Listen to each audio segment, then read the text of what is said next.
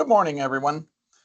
Just for reference, today we are going to be re-recording a session we held on Sweetgrass's Hurricane Beryl recovery that was initially held on November the 5th. And despite our best efforts, our techie extraordinaire, Stephen, was out of the office, as many of you know, last week, and we got a great video component of it. However, the audio did not come through. So this morning, we are re-recording a session that occurred on November the 5th so that it can be shared with the entire community. On November the 5th, we discussed with about 40 of the residents here, and certainly they're probably mostly the folks that are over on Cigarro Way and over by Pinion Court that are being affected by the hogs, but also a broad section of the community which just wants to know what's happening with the roof, what's happening with the fence. We're going to have special assessments, etc. So consequently, as a board, we felt that we should provide a more significant update, and we didn't want to take up the entire board meeting because this update alone is going to be almost an hour. So there are a lot of folks that didn't want to hear all that information. So we thought we would have a special session. We also had the issue of, by the Texas State Legislature, we can only have 2 board members in a room unless we are at a board meeting or in an executive session. So consequently, today and also last Tuesday, Larry Gervin and I proceeded with having the recovery update, and we will tell you what happened from the beginning, what we did, where we're at, and where we're going. So hopefully you will have a much better idea of how we accomplished the tasks that we needed to accomplish and when we will have full recovery to the community. So let's take a step back in time. You will note at the top of this slide and all of or at least most of the slides throughout this presentation, there is a date. And as you can see, on July 8th, 2024, up there in the top right-hand section of the screen, Sweetgrass took a pretty good hit. We had a lot of damage throughout the community. Some of it was easily seen, some of it not so much. But the damage included, but was not limited to, the lake house, the debris all over the community, over a mile of wooden fence was down or damaged, light poles were down, the bocce ball courts, putting greens, actually all of the sport court areas had damage. The outdoor pool had debris and some damage to some furniture. Lighting fixtures, particularly over the backside of our lake house, had damage, and glass had gone everywhere. The sport court fencing was leaning, and we didn't know if it was going to fall. Our boat dock was severely damaged and is unusable.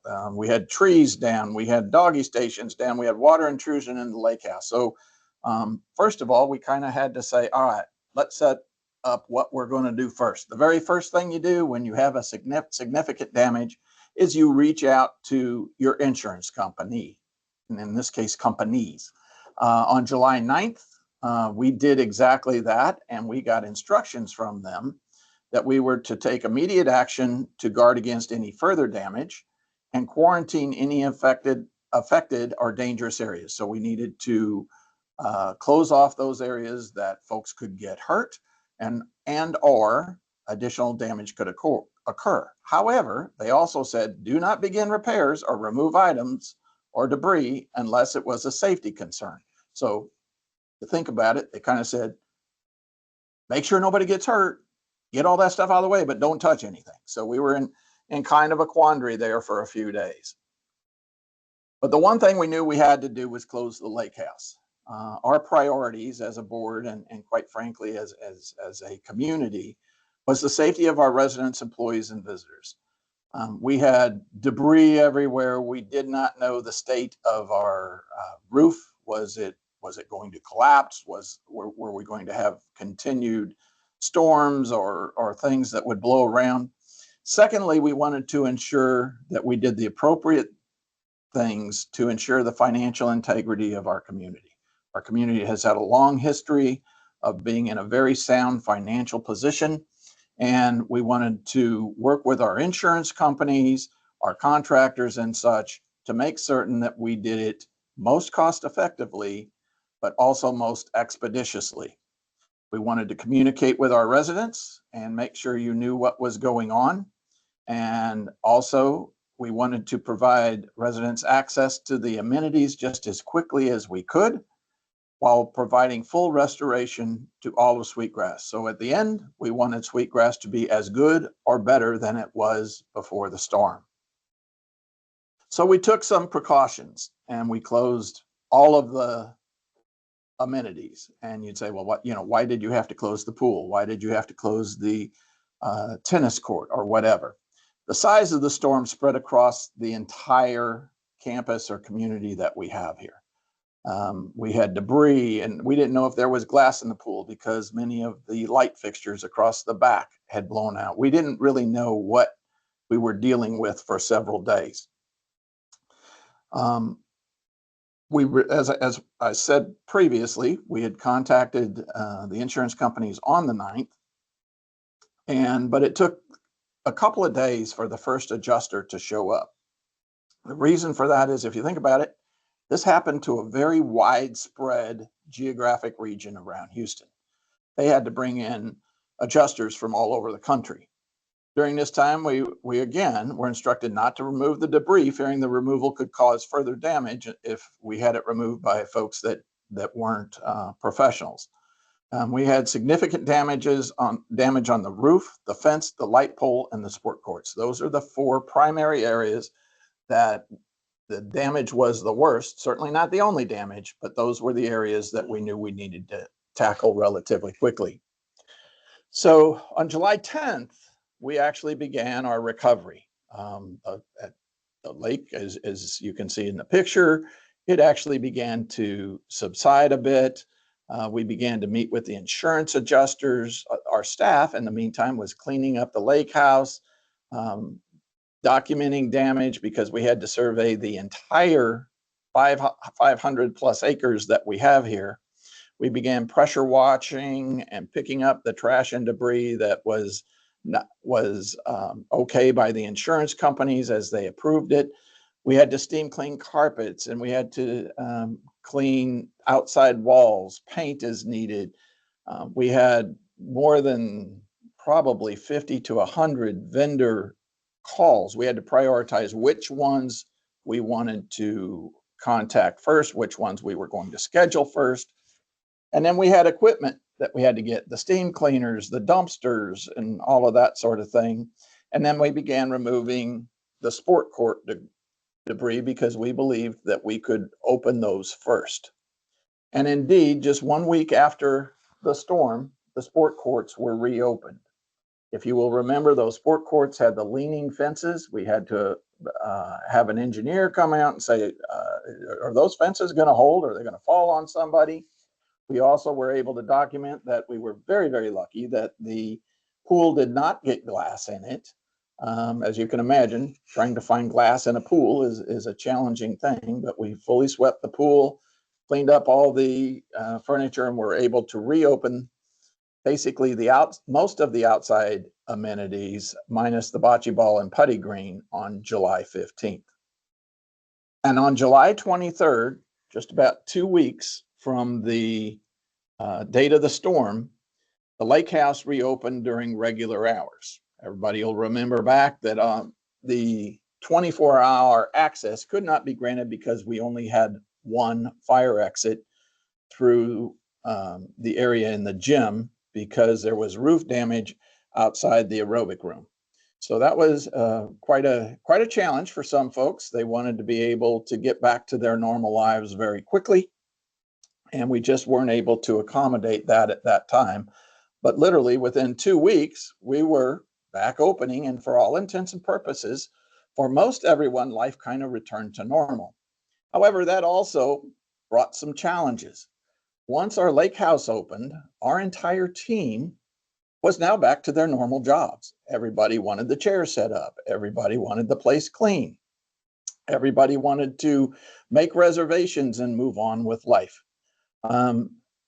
Also, we had to have multiple adjusters coming because we needed a fence adjuster, we needed a roof adjuster, we needed someone that could manage the light poles. And so there was just this constant stream of adjusters coming through our area. Also, almost immediately, there was a shortage of labor as it pertained to those trades and those companies that were associated with hurricane recovery. The link at the top of this slide gives a Fox 26 news brief talking about fence repairs and the constant requests these companies were receiving, and they simply could not keep up with the demand. There were so many fences down. So we also had the situation where some of our employees had damage at their homes. So they were trying to meet with their homes where they normally would work overtime or do whatever it takes to get moving. They had to run home and take care of their issues. We had delayed response times from adjusters. Sorry, can't get there. Vendors would tell us they're coming, they wouldn't show up. The contractors would say, oh, I'll get that quote to you. Quote never came. So we had all of these issues trying to move our projects forward, even though the lake house was open. Everybody was kind of, again, moving on with life. The other thing we experienced were many of our projects were too small. As an example of that is our boat dock. It is, while it has significant damage, it's a relatively small number and nobody wants to come out and fix it. But then we also had the fence, that it is over a mile of fence. We'll talk considerably more about that. And then our roof is kind of in between. It's too big for residential roofers, too small for commercial roofers to be interested in it. So consequently, it was just these constant challenges, and everybody's, again, wanting to move on with life. And yet we still had to figure out how do we move all these projects forward. And then on September the 18th, we got hit with perhaps the biggest challenge of all. Was our director of maintenance passed away suddenly. Steve Messenger's passing took just a gut punch to our entire community. And some of our team members, I mean, think of this was their friend, their coworker.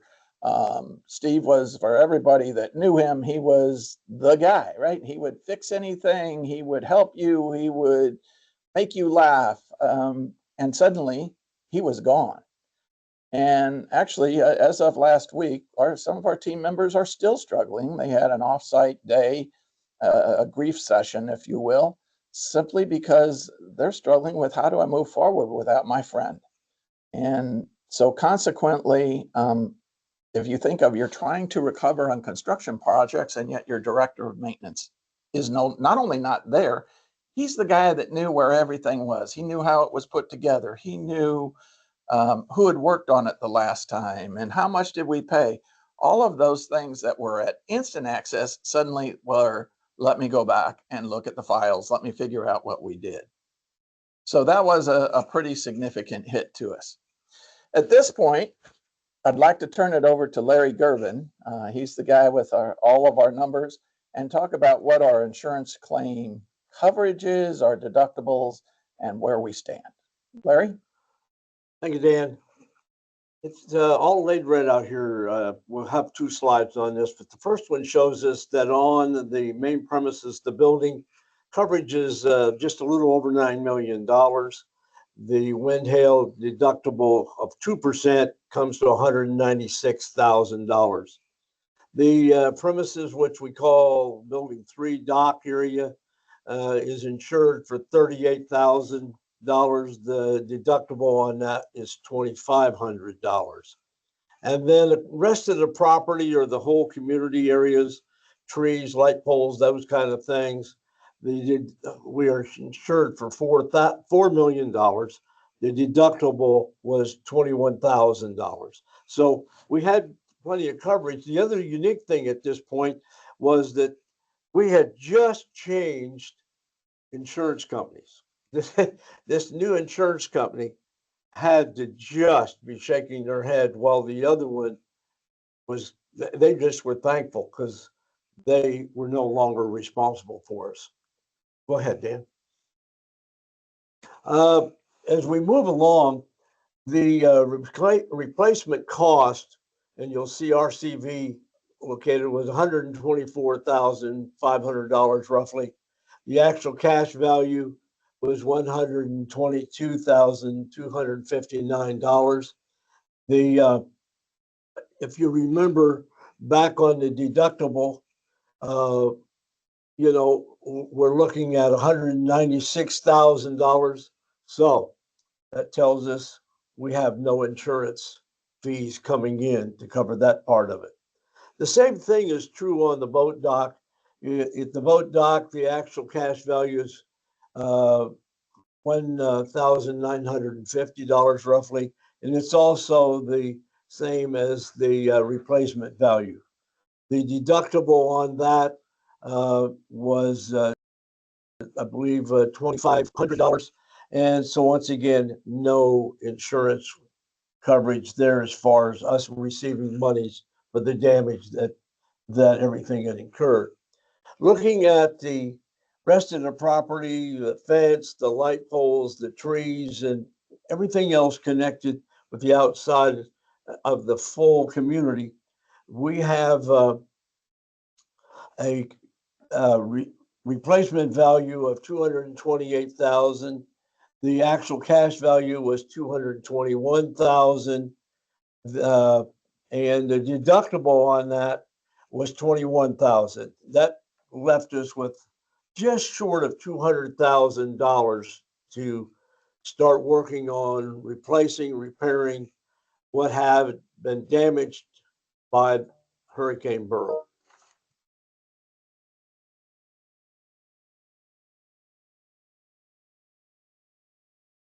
Now, on this slide, Dan had mentioned a while ago that we had a problem trying to have the 24-hour fitness program like we've normally had up to this point.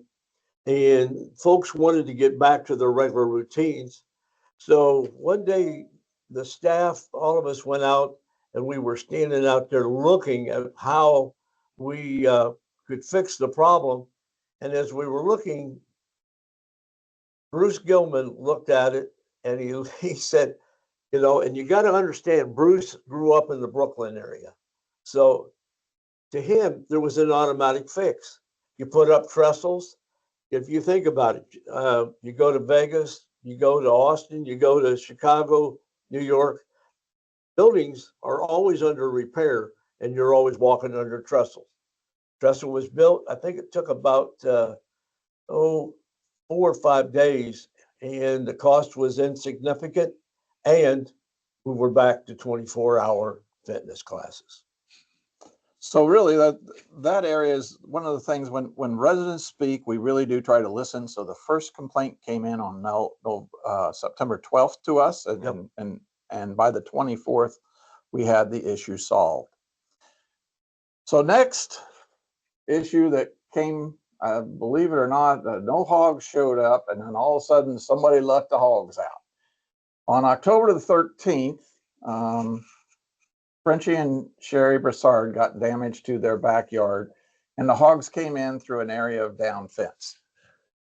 They did considerable damage to the yard. We knew there were a lot of yards available to the hogs because that fence was down.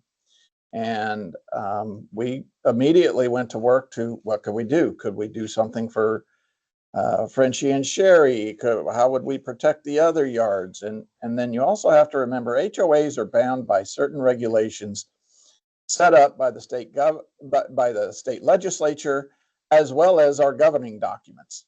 So sometimes those, particularly the state legislature, but also our governing documents, they just kind of tie our hands in terms of what we can and cannot do. So we knew, again, we're going back to October the 13th, we knew it was going to be 4 or 5 weeks before we saw the fence beginning to be replaced. So how could we help protect the community and still be true to what our responsibilities were to the CCRs and the state legislature? So we sought out a legal opinion. And while this slide has a whole bunch of words on it, basically the Texas Supreme Court has said that the hogs are wild animals. They are no one is responsible to trap them. No one is responsible to repair damage associated with them. They are no one's property. So consequently, our attorney gave us the specific issues that we would be faced with. I shouldn't say issues, restrictions. So he said, neither the neighbor of the Williams Partnership or the George Ranch Foundation is liable for the hogs making their way. They come on through those forests and through those fields back there, and they are not responsible. Also, they're coming onto residents' yards, so the association does not have responsibility. Also, the association must have permission from the landowner, hence Williams Partnership or George Ranch, in writing to trap hogs on their property or shooting them or whatever we must do. So we're kind of stuck there. Also, he said, we can't use association funds to fix an individual resident's lawn repairs. So despite our wanting to assist those folks and just have the our lawn guys go over to assist them, we can't use our funds to assist an individual. So it really kind of tied our hands, and this went on for a week or more, and we're trying to figure what can we do. And so we were seeking the landowners, and you also have to remember the landowner of Williams Partnership is the lady that we didn't let her sell her land for $7 million to build the trucking firm. She really was not probably wanting to do us a lot of favors at that point, but that's where the hogs were residing. I will tell you, as an update from this slide, we have found a pathway. One of our residents has a relationship with her, and we do believe that there has been some hunting going on back there. Our hogs have not reappeared in perhaps a week or so. She's also talked about allowing us to have some poison put out for them. So we are continuing to work with that.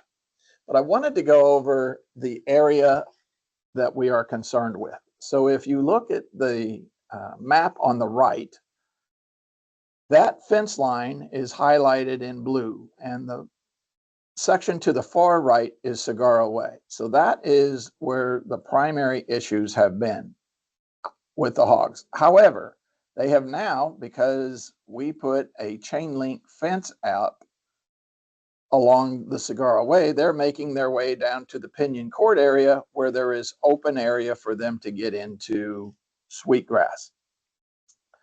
And we're kind of in a unique situation. On the day Pulte left, they went down to the courthouse and they made the HOA responsible for the fence along Cigar Way. That is, again, the area to the right of this map.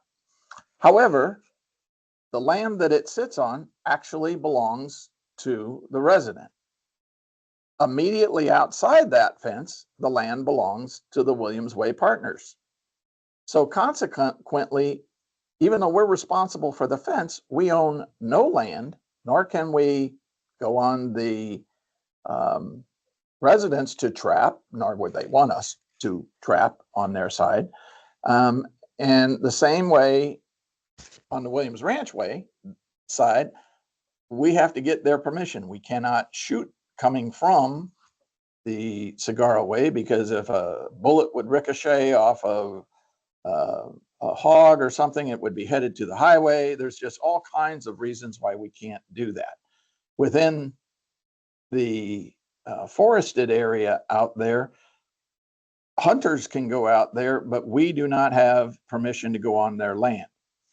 On the other side of this, that being on the left side of the blue highlighted line, there is an area between the fence of what the HOA is replacing and the backyards. However, a lot of those backyards do not have any protection other than that fence. So consequently, the hogs, if we went to try to trap them, would likely be headed straight into the people's backyards. So we had all of these issues facing us. We also worked with Apache Fence, and I'm going to take a step back in time as to when we made our arrangements for that fence to be replaced. We were told it was going to be around the second week of November. So we're now only 4 weeks out. We decided the best means to protect everyone was to put up the chain link fence along Cigar Way. And this, by the way, this is a cost of several $1,000s to put up that fence to protect those residents. We have talked at the board. We are going to submit that to our insurance company as a, hey, we're doing this to protect our residents and we believe it's part of the damage. Whether we will be reimbursed for that by the insurance company is yet to be defined. But we are taking every opportunity we can to protect the assets of the HOA while also protecting the individual residents.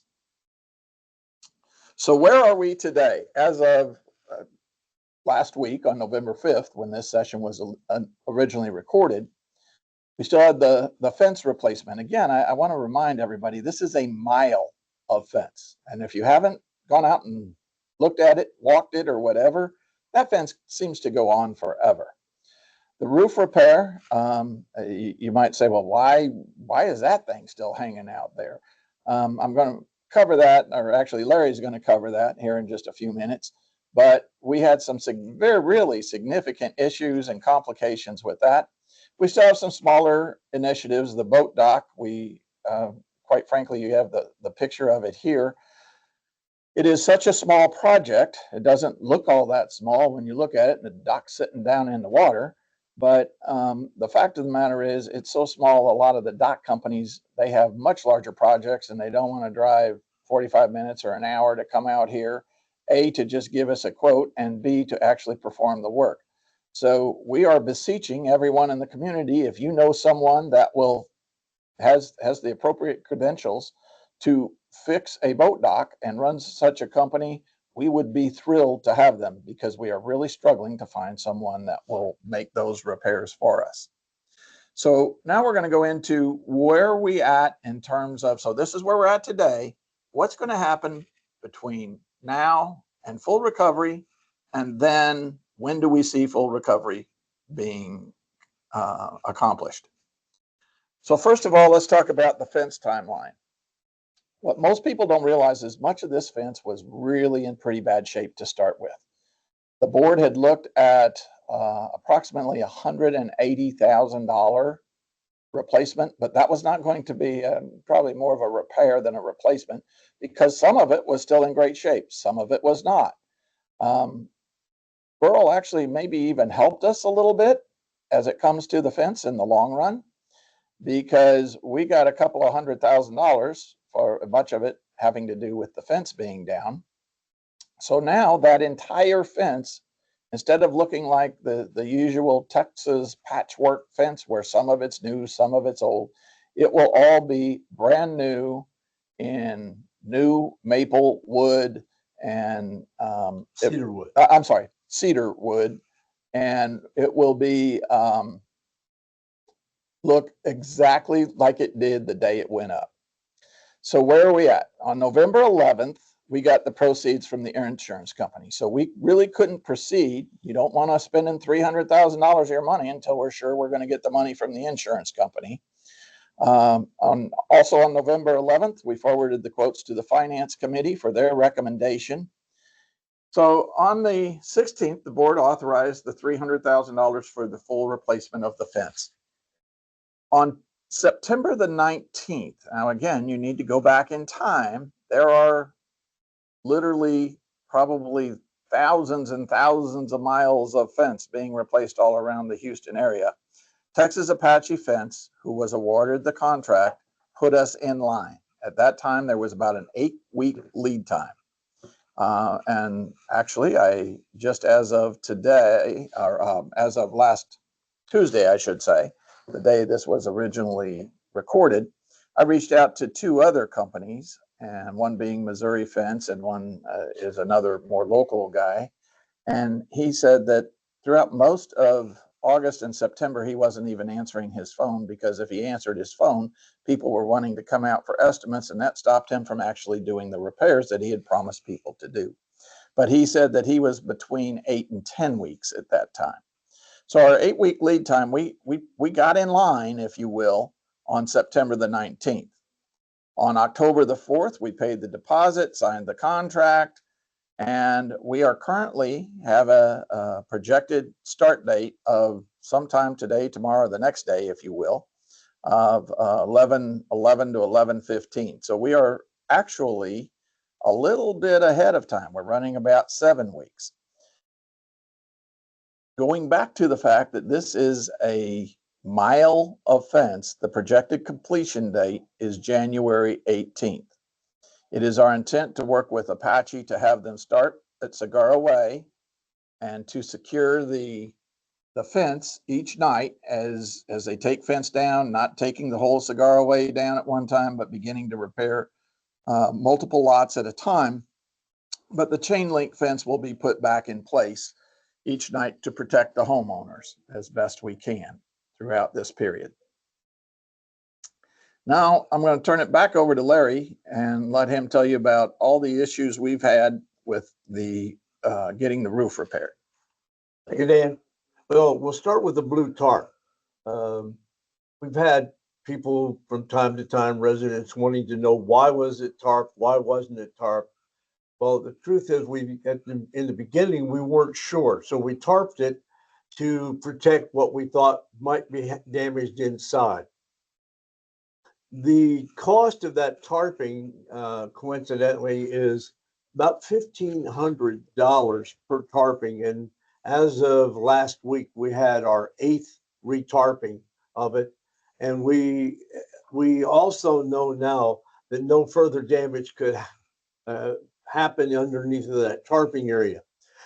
We also knew that there could be more damage on other parts of the area over the indoor pool.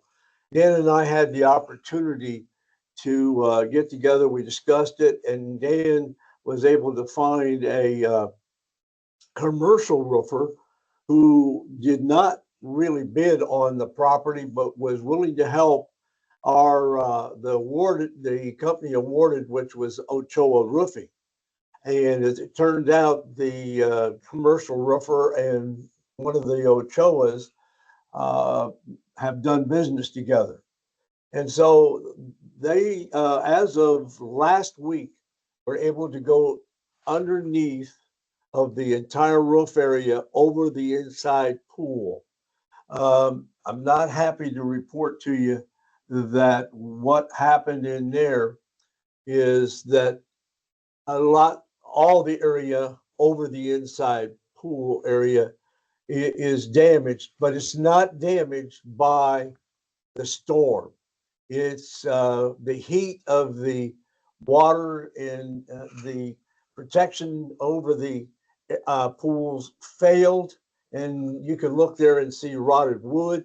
The insulation is a little clumps up in there. If you look at the gentleman's hand on the right, that should still be in a small ball. You can look at it, and he could actually take his hand and shred that piece of insulation there. The nails also were all rusted, and therefore the consultant and Nick Ochoa, who was managing this for the HOA as far as the repair side, went and did a further study, and they had the ability to get back to us and say, yes, you're going to have to replace that.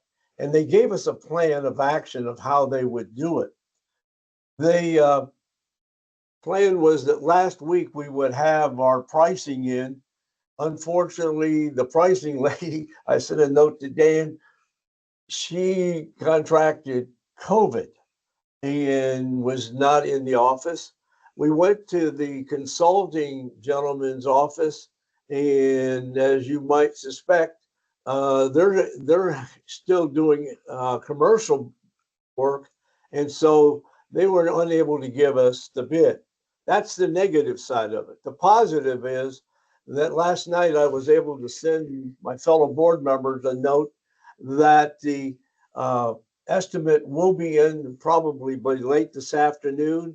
The consultant and Nick Ochoa have figured out that if Ochoa does not have everything that they need to do a pool, an area over an indoor pool. And Dan, would you speak to that? Because you know a little bit more about that Yeah. goldfish. So as a part of our investigation, we found that there's really very few roofers that have actually put a roof over an indoor pool similar to ours. However, the consultant that we found had just completed one for the Goldfish Swim Academy. There's actually one of these in Sugarland.